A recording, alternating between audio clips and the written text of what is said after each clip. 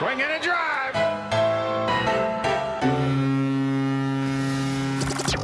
Welcome to Red, White, and Blue Jays, the podcast home of Blue Jays Fans UK, a group connecting Blue Jays fans around the UK and beyond, and telling their story. And now, here's the host of Red, White, and Blue Jays, Steve Hunter.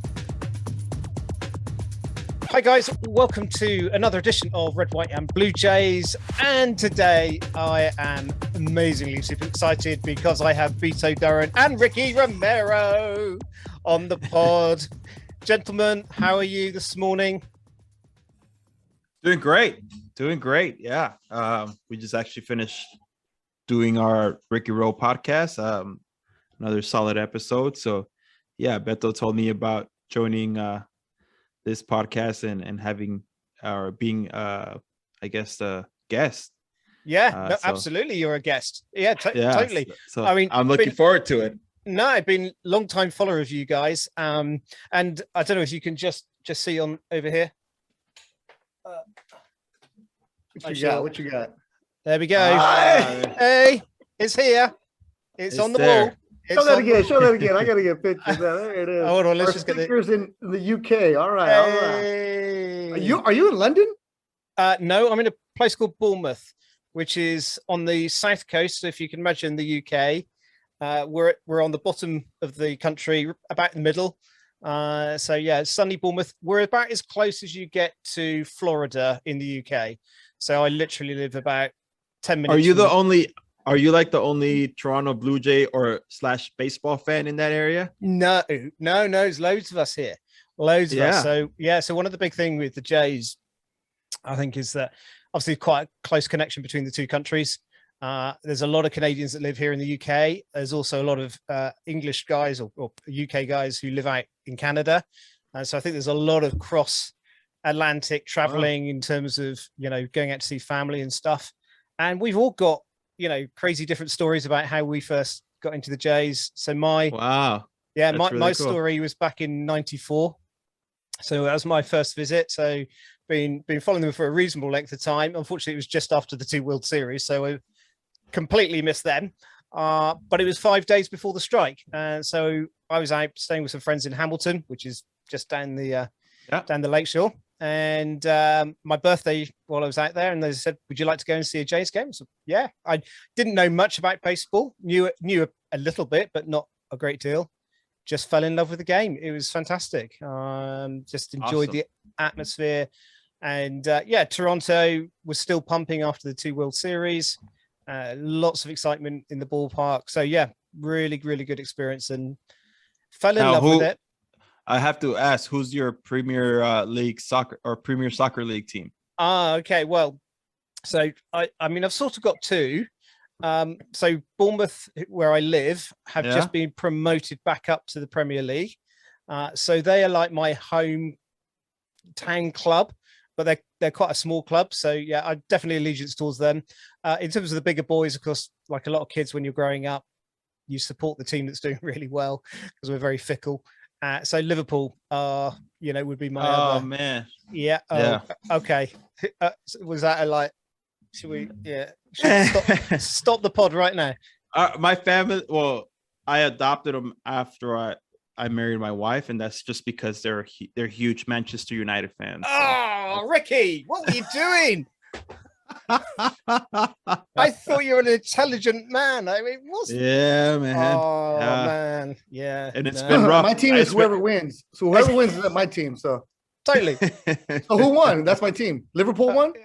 Well, no, not this season. No. Oh, forget it. They're not my team. Yeah. Well, they were close. I mean, Liverpool have pushed. Well, Liverpool's "You'll Never Walk Alone," right? Yes. Okay. Beto, you're in the club. There we go. There's one of my Liverpool mascots, which I still got here. Yeah, no. Oh Liverpool, man, Liverpool have been really good this season. I feel like a lot of people are enjoying the crap out of United being so bad, though. Yeah, absolutely. We're loving it. We are loving it. And they only just sneaked into the Europa League this year. So, yeah, I mean, of course, back in the 90s, Man United were so dominant. I mean, they had so many good players, and everybody got sick to death of them. But yeah, now they are not doing so well, so we're quite enjoying that. We went. So, Beto, tell me about your little trip. I know you went out to Toronto, and we were just comparing. There you go. We're just comparing. Yeah, Yep. you've gone black, which feels, that's all they had. Not so traditional. I was in where was I, Rick? In Binghamton? Brampton. I was in Brampton, so that's all they had was this one. No, so I'm born and raised in LA. I've known Ricky for a while, and he's always telling me about Toronto. And I went to Toronto to go work some boxing. I'm a boxing announcer primarily.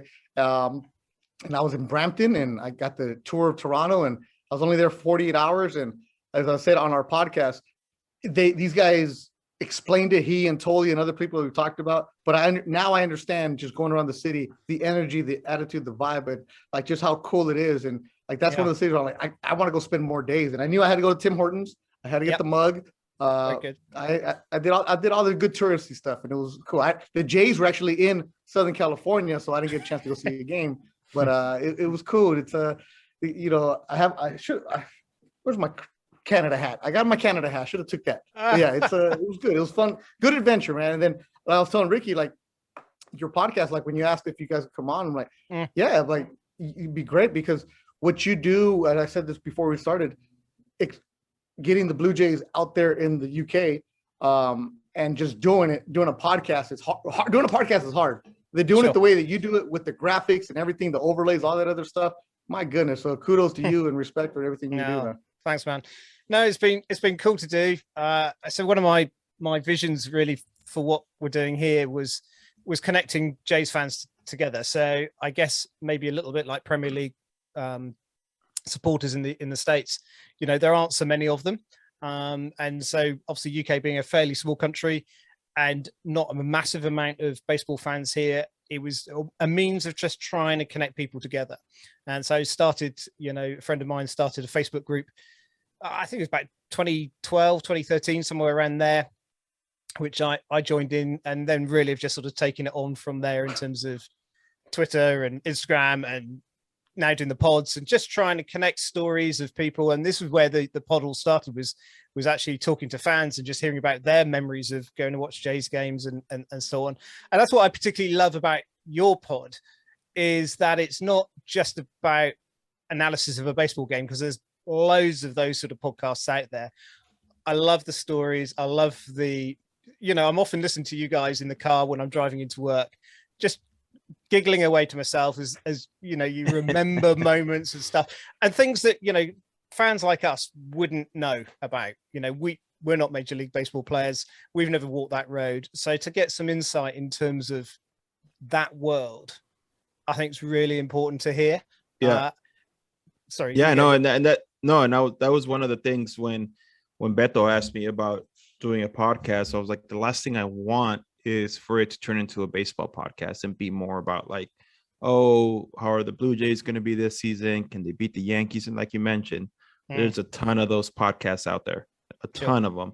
And so when we kind of sat down and had a little bit of a plan, and we took a drive down to Arizona, and we're like, let's just invite guys and see where it takes us. And one good episode turned into a second good episode.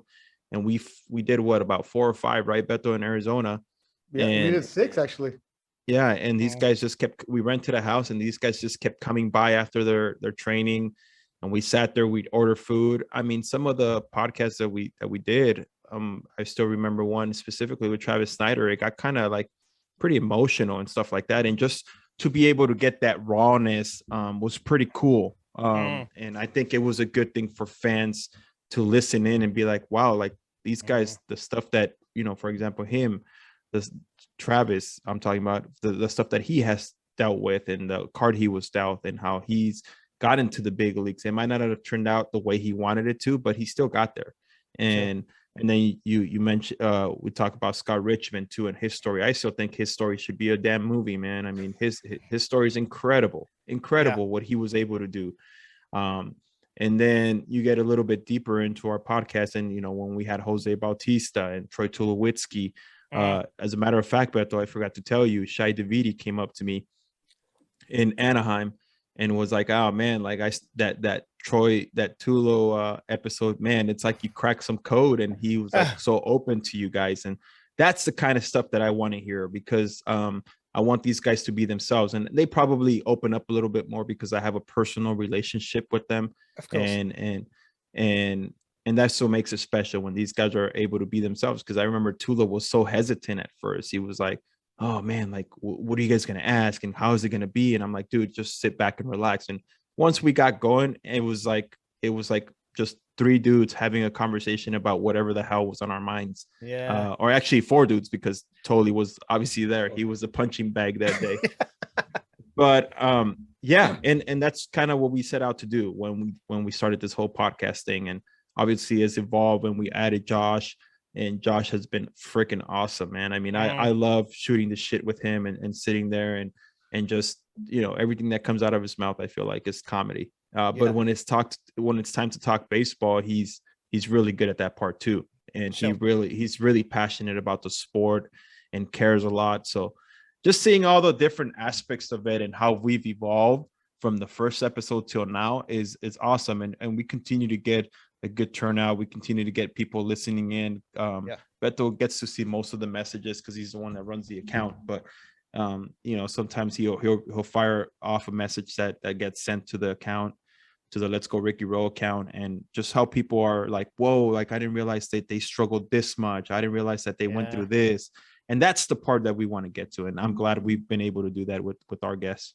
Yeah, we have a really good time. And like I said, so my background is I'm a sports reporter here in Los Angeles, and I actually met Ricky interviewing him when he was with the Jays. Okay, I was going to ask where did the connection happen? Yeah, I'll tell us a little bit, but back to the podcast. It's, you know, when Ricky was retired, by that time we become friends, and he's like, hey, you want to be on my podcast? I had my own separate one called Living the Dream. And he's like, nah, I hesitant about it. And I heard his story. I'm like, damn, you're good. I was like, if you want to, you have a future in broadcasting. He's like, no, I don't want that. That's the last thing I want, blah, blah, blah. So, right. And then we did the podcast. We went to Arizona. I'm like, Rick, we have something here, because just like you said, there's so many analytic sports ones, and I've always prided myself as a reporter of like telling the story, because baseball's hard. Every sport's hard. You know, baseball, basketball, whatever it is you're doing. We did the podcast. I remember driving back from Arizona, Ricky, I'm like, Rick, we have something here. I don't know what. It's a saturated market, but we could be different.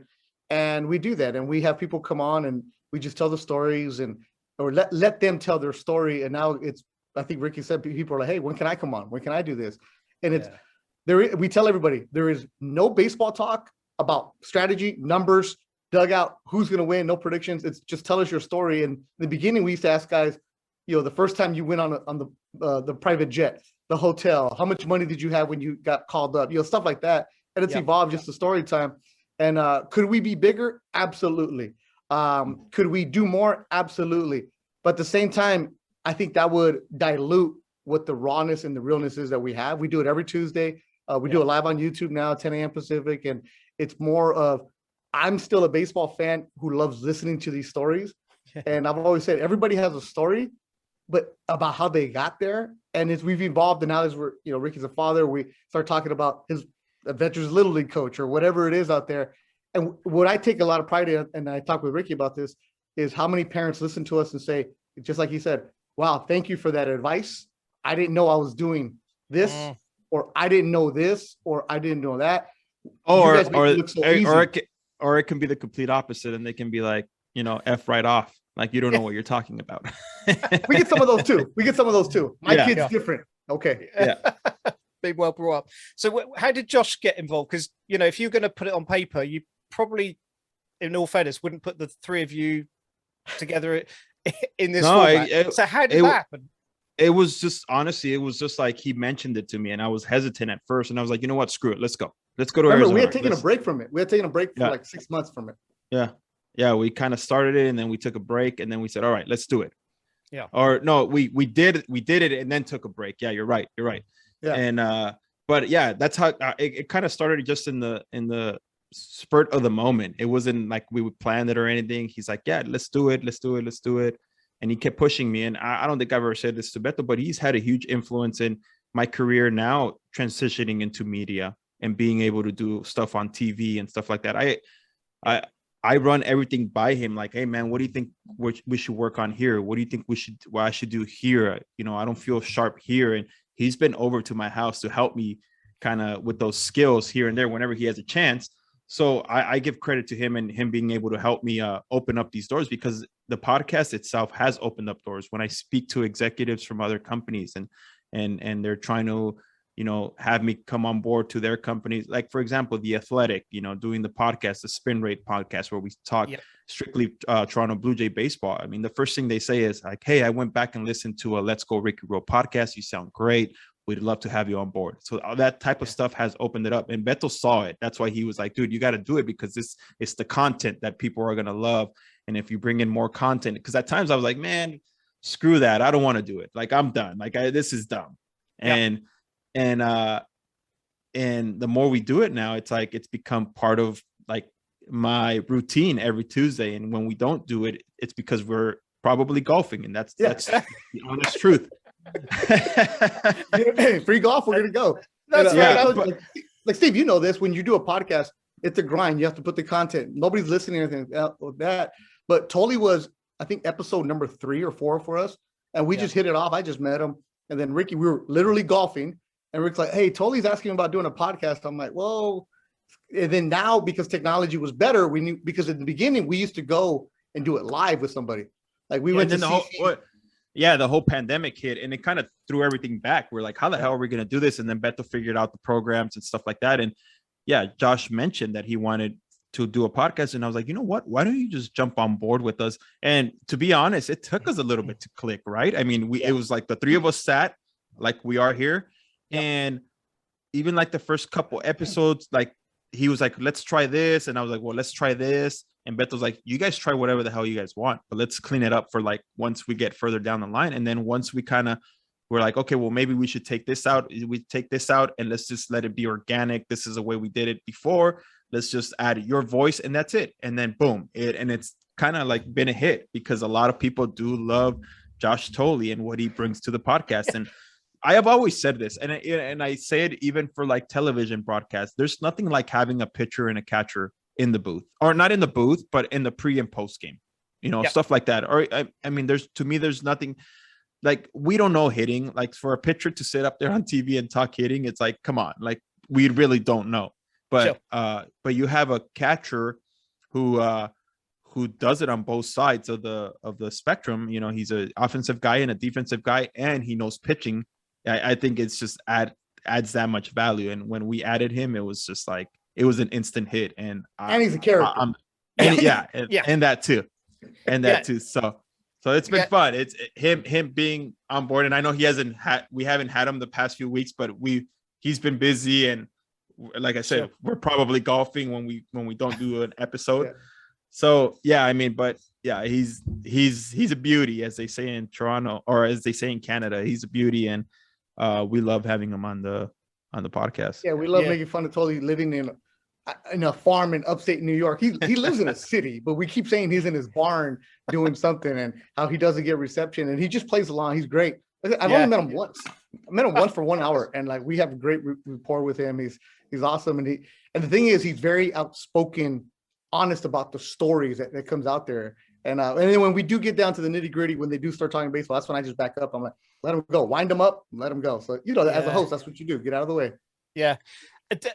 And when you set out, did you have a mindset this would be primarily geared towards Blue Jays fans, or was it much wider horizon in terms of what you were hoping to do?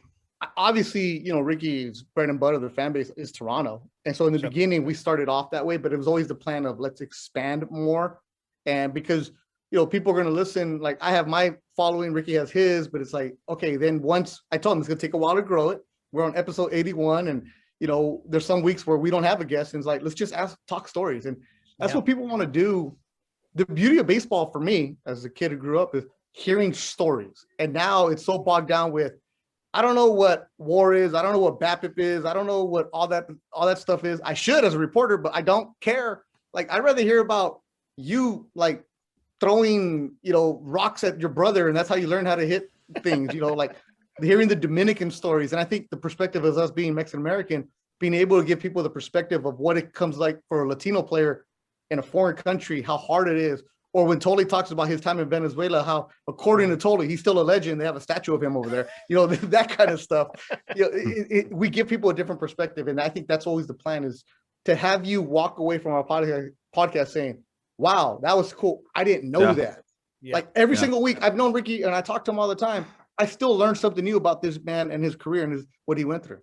And the cool thing is, to me, when we have guests, is the text messages that I get after, like, dude, that was awesome. I'd come on anytime if it's going to be like that. And I'm like, bingo. Like we hit it right on the money. Again, we don't try to bombard the questions like Beto before we even jump on the or when we jump on. The first minute is like, hey man, we don't care about your baseball. Sit back, relax, and let's just talk shop. And I think that gets them like, oh, it's that kind of podcast. Okay. It's not going to be like, again, it's not going to be anything based on stats or, hey, how are you feeling on the mound? How are you feeling at the dish? How are you feeling here? Nah, we don't care about that. We care about the journey, the stories, how you're doing, and what it took for you to get to that level. Because like you mentioned, everyone has a different story. Everyone's path to the big leagues was different. Some was easier. Others were a little harder. And the adversity that they had to face. Everyone thinks that when you get to the big leagues, it's like, oh, he had it easy. And it's like, well, no, there's you got to peel back those layers. And that's what we try and do with their stories. Yeah. It reminds me a little bit of what James Corden's done with the Late Late Show in terms of his Carpool Karaoke. Yeah. And he often talks about how hard it was to get anybody to sign up to doing that. And nobody wanted to come on.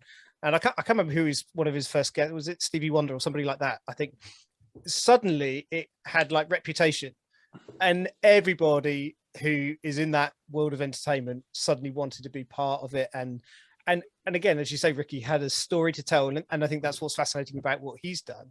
Is it's not just about the songs; it's actually hearing the conversation in between the songs and learning about people in a way that you've never had that experience. And I think particularly for me as a fan watching guys like you play, everybody has a life and a story and a family and all those situations behind the game.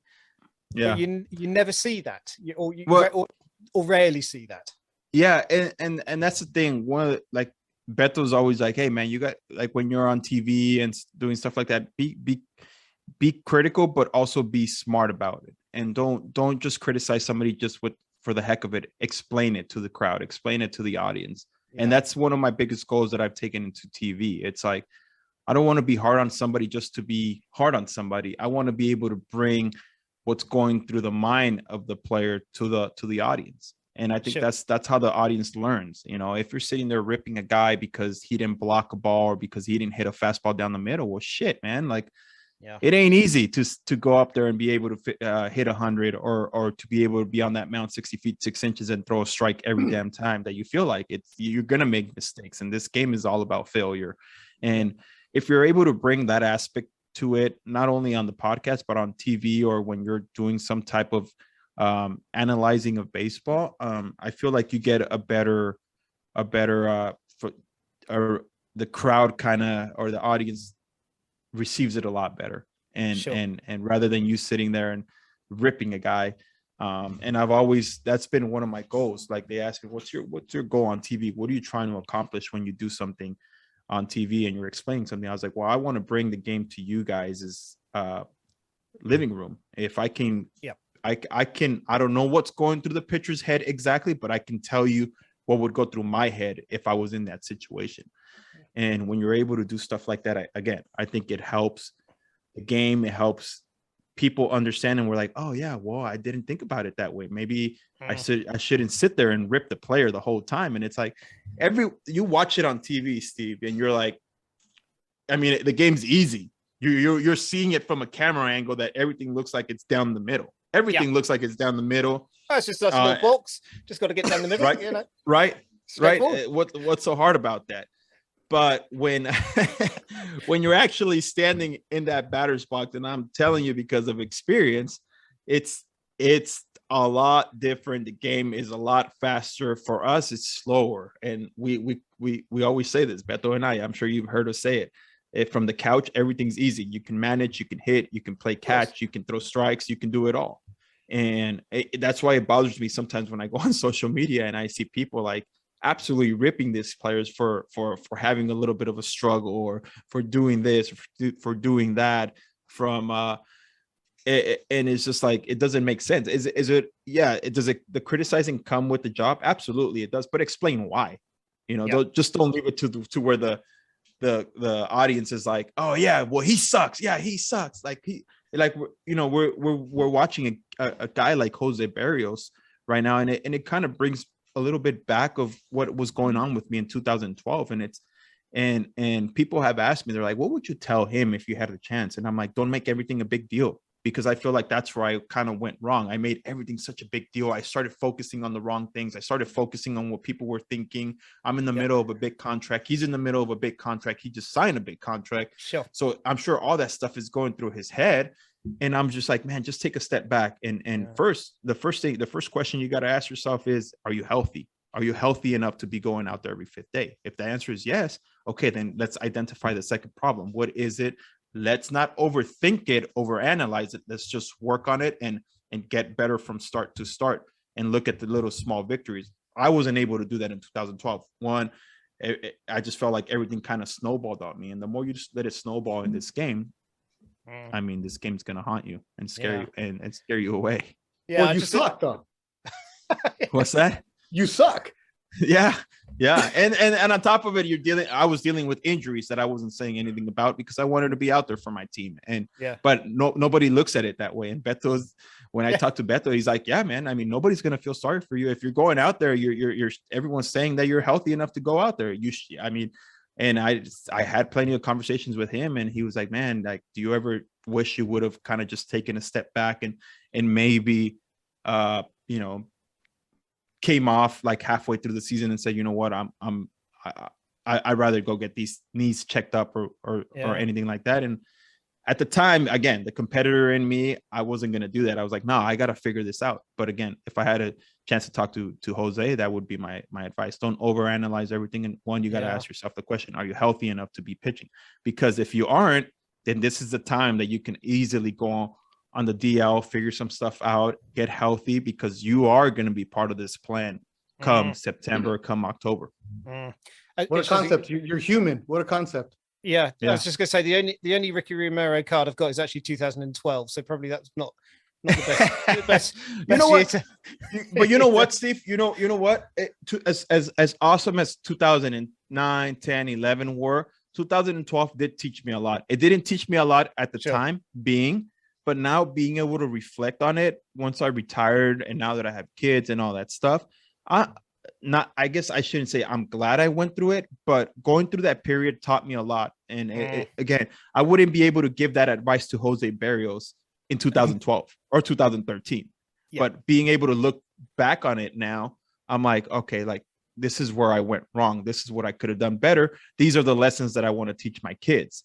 And so it has taught me a lot in that sense. 2011, I could go out there every fifth day and be like, all right, I know what I got. And it's all pretty when it's going well, but it's when shit hits the fan that sometimes you're just like, okay, what is it? I got to analyze myself first, instead of trying to make everyone happy, trying to please everyone, trying to say, no, I'm okay. But deep inside you're not okay. That's where the trouble begins. Did you ever have an opening day start? I did in 2010, 2011 and 2012.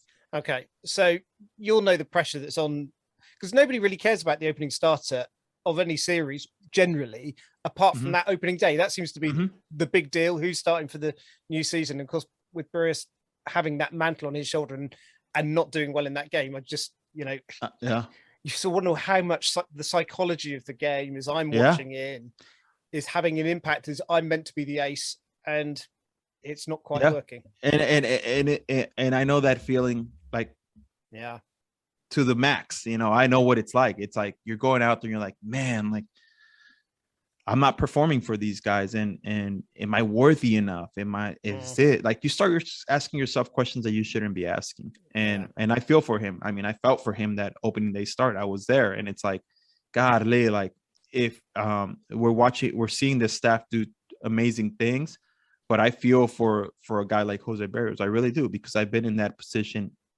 exactly like he's been, and you can just and this is me, I might be wrong, but when I watch his starts, it's like the wheel starts spinning, and you can see the wheels spinning, and you can just see the overthinking sometimes, and when he's missing, it's like the frustration pitch to pitch, rather than the adjustments that he's going to make. It's almost like he just can't let go of that, and again, this game will bite you in the butt when you do stuff like that. Talk to me about the dugout mindset of players, because as I watch the game, and you see moments where obviously guys. Sorry, real quick, Steve. I got to get going because I got to do something else. Ricky's staying though, so okay. This is fun. I'm gonna catch up to listeners later. I forgot, Rick. I got to go. No worries. Hey man, thank you so much for setting this up. Appreciate it. And continue success, man. We'll talk to you soon. We'll see you soon. Yeah, cheers. Thanks. Yeah. So in terms of the dugout mindset, what is that like when things aren't going to plan, and the play of the other teammates in terms of helping somebody through who's struggling and stuff? What does that look like for teammates when you see your starting pitcher who's struggling? You rely on your teammates, are your family, man. Honestly, you're there, you're with them for 8 months out of the whole year, and you spend more time with them than you do your own family. Sure. So it's important to have those relationships with your teammates. And everything I've ever heard from Jose Barrios from his Minnesota Twins days is that he's that guy. He's a tremendous teammate, a hard worker. He cares, and I'm pretty sure his teammates feel for him. His starting staff feels for him. His pitching coach feels for him. Everyone feels for him, because if they're seeing that guy work behind closed doors, and then he's going out there and he's struggling, obviously they feel for their guy, and they want their guy to go out there and do well for their team. So I can almost assure you that every single guy in that Blue Jay uniform, staff, not staff, whatever, fans, everyone that understands the game is really pulling for him, because again, he's a huge asset. There was a reason why they gave him that contract. So I hope he pulls through. Again, number one thing for me is he healthy, and I hope he is. And this is just a little bit of a mental thing that he can overcome. And if he does that, we all know what he's capable of, because we've seen the flashes of it. We've seen how good he can be. So it's just a matter of being more consistent, and that's it. And the role of the family as well, I guess, must be hugely important for a player who's struggling. And you've got the dynamic of you guys being on the road for so long, away from your family. Mm-hmm. Did you find when you had moments that you were struggling in, how much did they influence how you got through those times? Well, I wasn't married or had kids, so I didn't have a family like that when I was playing. But I mean, my mom and dad were always there for me. They were a phone call away, but still, you find yourself alone a lot of times. And when it's going bad, you find yourself in dark rooms at your apartment, and you're sitting there just staring at the ceiling, wondering what the hell went wrong, or how can you fix it, or what are the next steps and stuff like that. So you definitely do rely. For me, it was my mom and dad during 2012, and I had just met my now wife that time. She was there for me too. So I mean, you rely on all that type of stuff. I need a little bit of support. And the best thing about Cara, my wife, was she was an athlete herself, right? Playing for the Canadian national team, and so many expectations out of her, and injuries derailed her career. So she knew a bit she knew a bit about that world, the injury world and stuff like that. So it was easy to have conversations with her, because she understood where I was coming from. Sure. Ever fancy being a soccer player? Is that something that's ever crossed your mind in terms of, you've hung up your baseball glove? Maybe time to put some goalkeeper's gloves on and get between the posts? No, not at all. No, I love soccer though. I do love soccer. In our family, obviously, when Mexico is playing in the World Cup, it's a big deal. I'm sure for you, it's obviously England. And we're looking forward to this World Cup in a few months here. So it should be fun. But I think I love watching soccer more than my wife does. And But yeah, again, I'm an aficionado of every single sport. I love watching for anything from hockey to baseball to soccer to football to basketball, anything. I should say American football, because I feel like in England, I feel like, or the UK, you could say football and they would think you're talking about soccer. Absolutely. We're always confusing the two sports between American, and because we tend to call hockey ice hockey here, because we have field hockey where they play on grass, but that tends to be just called hockey here. So it tends to be hockey and ice hockey, which is obviously the reverse of what you guys are calling it. So. Gotcha. Yeah, but yeah, no, again, I enjoy sports, and that's why I want my kids to play every single sport they want to play. Yeah, no, very good. And were you a Leafs fan? Is that something that you dipped into at all in your time in Toronto? We actually talked about this a little bit today. So when I got to Toronto, I didn't know much about hockey. Obviously, here in LA, we have the LA Kings, but you know, hockey here, it's not nearly as dominant as it is in Canada. Here, it's the Los Angeles Dodgers, the Los Angeles Lakers, and then it's maybe hockey. But when I got to Toronto, and a lot of those guys are from that area, and they're huge Blue Jay fans, I got to become friends with a lot of guys. So I started rooting for certain guys in the NHL. And I mean, if the Leafs are, I mean, they were in the playoffs a couple of weeks ago, and I was obviously rooting for them and hoping that they got to the next round. But again, I've just had friends around the league for a long time that I just kind of watch the games and root for them. Yeah, that's amazing. I was thinking, in terms of playing for Toronto, obviously you're playing for a baseball side that is represented of a whole nation in terms of Canada. Mm-hmm. Very different dynamic, I would imagine, than playing in any of the other MLB clubs.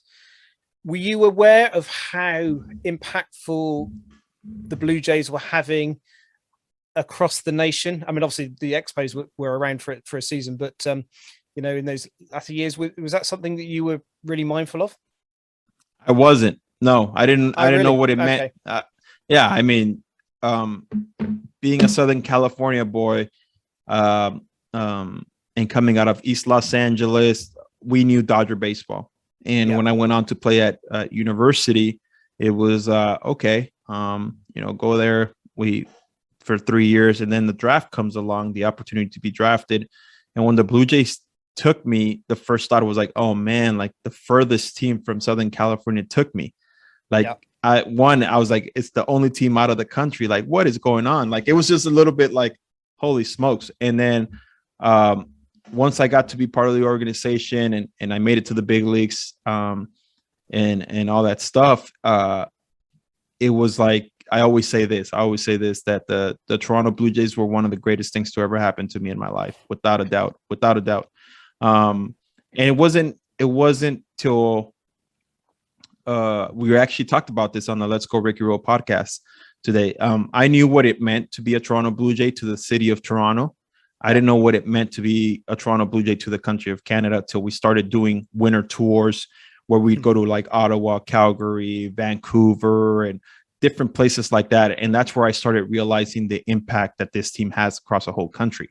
Sure. And that left me in awe of it all. I was like, wow, you go to Vancouver, you go sit at a bar, there's the Blue Jay game on. You go to the same, during that same game, you're in Ottawa, that Blue Jay, as long as there's no hockey or their local hockey team isn't playing, it's the Toronto Blue Jays, which I'm sure other than Edmonton right now, it's Blue Jay games everywhere. Yeah. And I didn't realize that, like I said, till we started doing those winter tours. And then after I retired, when I started visiting more other cities due to working camps through the Toronto Blue Jays and stuff like that, then I realized, like, man, this is big. Like, you're a big deal. And it's special. Again, it's special when you put on that Blue Jay uniform and you know that you represent, that one team represents the whole country. And it's something that I always tell guys, like, have so much pride in that, you know, and putting on that uniform, because it's not just the little city of Toronto. Like here, it's the Los Angeles Dodgers, right? It's just in Los Angeles. And then up north, it's the San Francisco Giants, and it's just the Giants. Here in Canada, or here in Toronto, it's all of Canada. The whole country is watching you. Yeah. And that must be an amazing feeling to have that behind you. I mean, obviously, we're following also outside the country. So I guess, again, you probably weren't aware of the international appeal that MLB has across the world. And I guess every MLB team has probably got a fan somewhere who are cheering for them. Had you ever hoped that you might play in a game that was taken overseas? Because I think there was a couple possibly around in your day where they went. I remember they went down to Australia, I think, at one point. Was that ever in your mindset, or was that just, that's just pipe dreams? Yeah, man, that would have been cool, man. I wish would have done that. But yeah, no, it's cool. I mean, the more the MLB tries to grow the game, the better it is for the game. But I know the Yankees were a couple years that were in England, correct? Well, we had one game. We had the London series in 2019, where the Yankees Red Sox came over. So they played for a couple of games, converted one of our football stadiums, soccer stadiums, into a ballpark, which actually worked quite well, to be fair. Well-attended game, lots of hype around it. The Cubs cards were due to come in 2020, but because of the pandemic, that all got cancelled. So they've now just announced there's a series next year, 2024 and 2026, I think it is, in London. They're going to do one in Paris as well. Wow. I mean, I'd love to see the Jays coming. Do you think that's a possibility? I hope so. For fans like you. Yeah, they should. Yeah, and you need to come. You need to come if it happens. That'd be great, man. That'd be great if the opportunity came. That's something that obviously I'd love to be a part of, and hopefully they do. Hopefully they're one of the teams that gets chosen to go up there, because I feel like you mentioned, I mean, there is a fan base up there of Toronto Blue Jay fans. Massive. And it would be great for them. Oh, I think it'd be fantastic. I think it's just whether MLB will buy it in terms of audience attraction. Whether the Jays are top of the list, probably not from their point of view, but I think it'd be fantastic. And I think, to get guys like yourselves across would be fantastic to come and say hello and see you in person. But exciting times. We're just very, very briefly, how are you feeling about this season for the Jays? I know it's not, we don't want to get into too much analytics, that's fine. But in terms of what's your heartbeat telling you? Well, you know what? This past series here against Anaheim was very encouraging. And what they did in St. Louis, it looks like their bats got going. So that's a really good thing. I know everyone's been waiting for that offense to explode. And I like how they came out on the last game, and it was like back and forth. And they weren't giving bats away. And when you see stuff like that, when you see them being selective, they were being patient. I mean, they had 2 or 3 walks with the bases loaded. I mean, it's mad, wasn't it? Unheard of, right? It was good to see like a Lourdes Gurriel do his thing this past weekend. It's he had a really good series. Matt Chapman had a good series too. I feel like and we've been saying this from the beginning. It's going to click for this team. There's going to come a time where they're the ones carrying the team. The pitching staff has done their part to this point, and there's going to come a time when it's the other way around. That's just the way the game of baseball is. And as much as we want it to click for 162 games, it's just not going to happen. But I like what I'm seeing right now.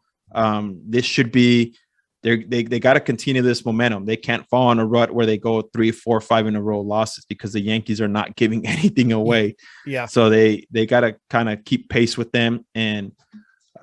And I think if they're able to do that, they're going to find themselves in really good shape. Again, they have such a young, talented team. The pieces that they've added, you got to give credit to Ross and Mark and the job that they've done up there in the front office and putting this team together.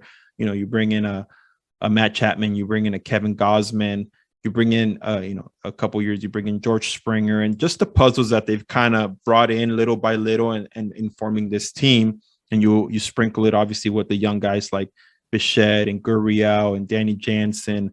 When you're able to do that, and Teoscar Hernandez still hasn't gotten hot. Wait till he gets hot. So once this starts clicking for all of them, and obviously it hurt him that he was on the DL for a little bit.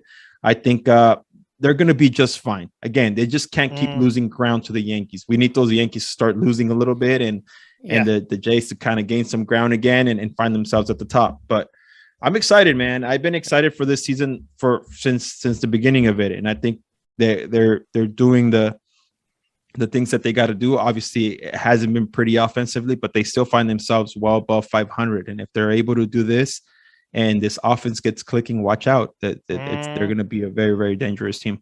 And I think in terms of the Yankees, that they've had a probably much easier run of it in the opening couple of months in terms of the opposition. We've had a very tough schedule. But this is the thing though now too, Steve. When they enter when they go to the Kansas Cities of the world, these are the teams that they really do have to beat. They can't afford to be losing series to those type of teams. Like even I look back and don't get me wrong, they're big league teams for a reason, and they're going to be coming hard at the Blue Jays, just like the Cincinnati Reds did.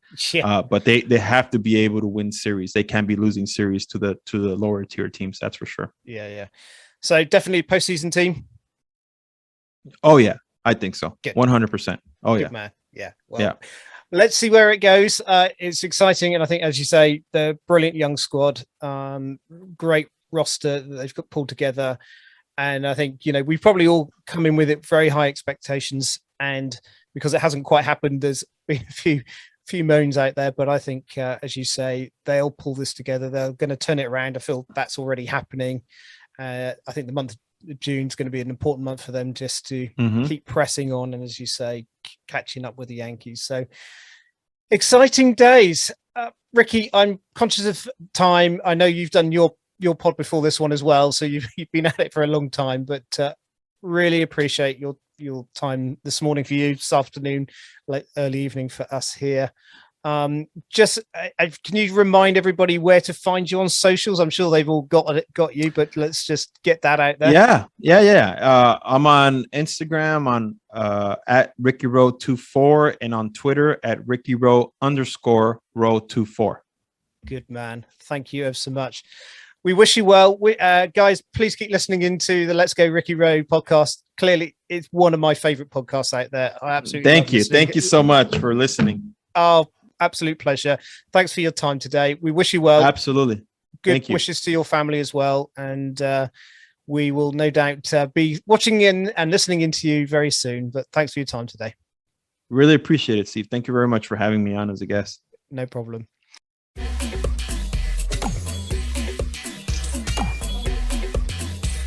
The Red, White, and Blue Jays podcast is a production of Blue Jays Fans UK. If you've got a Blue Jays story to share, let us know. Email us at bluejaysfansuk@gmail.com. And follow along on Twitter and Instagram at Blue Jays Fans UK. I'm your announcer, Jim Langton. Thanks for listening.